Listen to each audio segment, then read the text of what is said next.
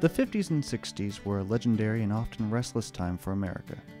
Elvis Presley, the Cold War, the American Civil Rights Movement, Vietnam, and the first man on the moon were just a few of the big events.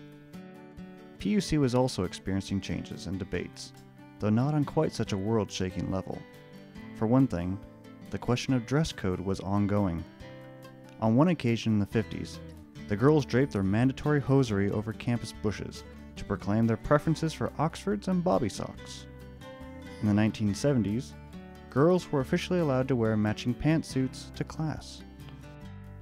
Physical changes in Angwin through the 50s and 60s included the county road being shifted to its current path through town, and the opening of the airport, the church, New Paulin Hall, and the library.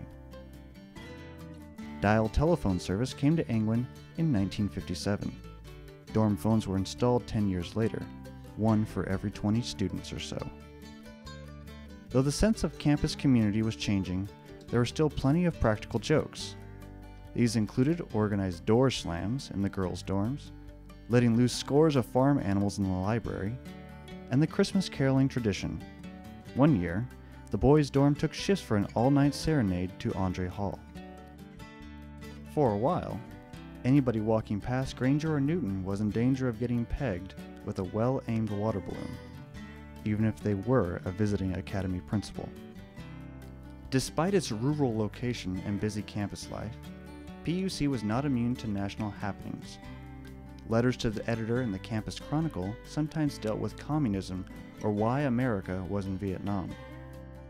Students were politically active, holding political emphasis weeks with student debates and presentations by congressional candidates and state assemblymen. In the late 50s, enrollment started going up significantly each year. Students during these 20 years included such familiar faces as Malcolm Maxwell, Richard Voth, James Chase, and Rosemary Hardcastle Collins. The campus was busy and thriving even as it dealt with the many questions of the era. In an address in the 50s, an alumnus of the class of 1912 said, "I have a passion that the men and women of this college should develop a loyalty to their college, to the eternal principles on which it was founded, and to each other, so strong that we could stand on it."